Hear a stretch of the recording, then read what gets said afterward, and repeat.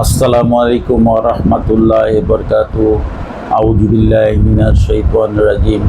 বিসমিল্লাহির রহমানির রহিম। আলহামদুলিল্লাহি রাব্বিল আলামিন। হে আল্লাহ, আমার জন্য, সমস্ত দুনিয়ার মানুষের জন্য, মানুষের কল্যাণের জন্য, আমার কল্যাণের জন্য আমি যেন কিছু কথা বলতে পারি, আপনি আমাকে তৌফিক দান করেন। আমিন। ভাই, আমরা মিষ্টি কুমড়া অনেকেই দেখলে খেতে চাই না, কিন্তু আসলে মিষ্টি কুমড়া এত ভালো একটা খাদ্য, আমাদের দেহের জন্য প্রতিদিন দরকার। প্রতিদিন মিষ্টি কুমড়ায় আছে vitamin A, vitamin K, vitamin C, vitamin D, vitamin বি6, তারপরে ভিটা ক্যারোটিন আছে। এটা চোখের জন্য খুব উপকার। যাদের চোখের সমস্যা আছে তাদের যদি প্রতিদিন 1 কাপ রান্না মিষ্টি কুমড়া আমরা খাই, প্রতিদিন দুপুরবেলা যদি খাই, তাহলে ইনশাআল্লাহ আমরা আমাদের চোখের সমস্যাগুলি চলে যাবে, আরও অনেক সমস্যা চলে যাবে।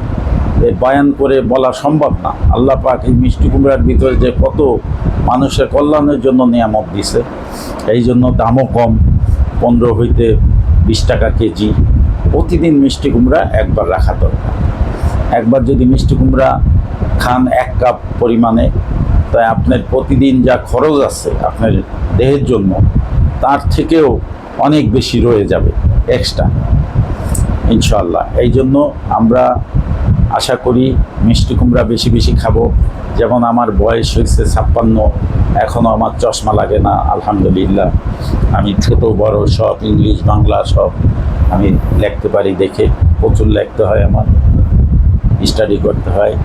এই জন্য যারা চোখের সমস্যা আছে তারা বেশি বেশি এরকম মিষ্টি কুমড়া খাবেন দুপুরবেলা খাওয়াটা সবচেয়ে উপকার।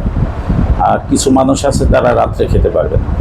আর যাদের, একটা কথা মনে রাখবেন, যাদের শ্বাসকষ্ট আছে, অ্যাজমা আছে, কোল্ড অ্যালার্জি আছে, মাইগ্রেন সাইনোসাইটিস আছে, তারা 5টা জিনিস খেতে পারবেন না। 1 নম্বরে হইল মিষ্টি কুমড়া, 2 নম্বরে চিংড়ি মাছ, 3 নম্বরে কমলা, 4 নম্বরে পাকা কলা, 5 নম্বরে হয়েছে ফ্রিজিং কোল্ড ড্রিঙ্কস, ঠান্ডা, এগুলি খাওয়া যাবে না। যদি খান তাহলে বেড়ে যাবে। এই জন্য আমাদের স্বাস্থ্যের দিকে লক্ষ্য রাখা দরকার।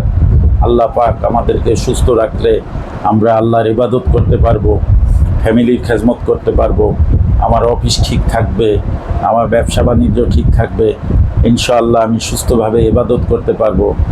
এগুলি হয়েছে আমাদের সদকায়ে জারিয়া। আর মুসলমান আর এক মুসলমানের কল্যাণ জন্য আল্লাহ পাক সৃষ্টি করছেন, যে কেউ কিছু ভালো যদি জানেন, অপর মুসলমান ভাইকে জানিয়ে দিলে কি হবে, আপনার এইটা সোয়াবে জারিয়া হবে, সদকায়ে জারিয়া। আপনি মারাও যাইতে পারেন। এই কথাটা যত মানুষ জানবে আর তারা এরকম খাবে, সুস্থ থাকবে, তাদের জন্য উপকার হবে, আর তারা ভালো থাকবে, আপনার জন্য দোয়া করবে। আর আল্লাহ পাক দুনিয়া এবং আখিরাতে কামিয়াবি দিয়ে দিবে। আর মা বোনদের জন্য একটা কথা, যারা গর্ভবতী মা বোন আছেন তারা কাঁচা পেঁপের তরকারি খাবেন না, প্লাস করল্লা উস্তা খাবেন না। যদি খান তাতে তাদের গর্ভবতীদের জন্য সমস্যা হবে। আর যারা গর্ভবতী আছেন তারা মিষ্টি কুমড়া বেশি বেশি খাবেন। খালি কি হবে, যে ওই বাচ্চার জন্য, মায়ের জন্য পুষ্টিহীনতা থাকবে না, এটা দূর হয়ে যাবে ইনশাআল্লাহ। পুষ্টিযুক্ত বাচ্চা হবে এবং সুস্থ হবে। সিজার ছাড়া ডেলিভারি হবে ইনশাআল্লাহ, আল্লাহ যদি করে। তাই যা কিছু বললাম ভাই, আমি তো মানুষ, আমার যদি ভুল হয় দয়া করে মাফ করে দিবেন। আসসালামু আলাইকুম ওয়া রাহমাতুল্লাহি ওয়া বারাকাতুহু।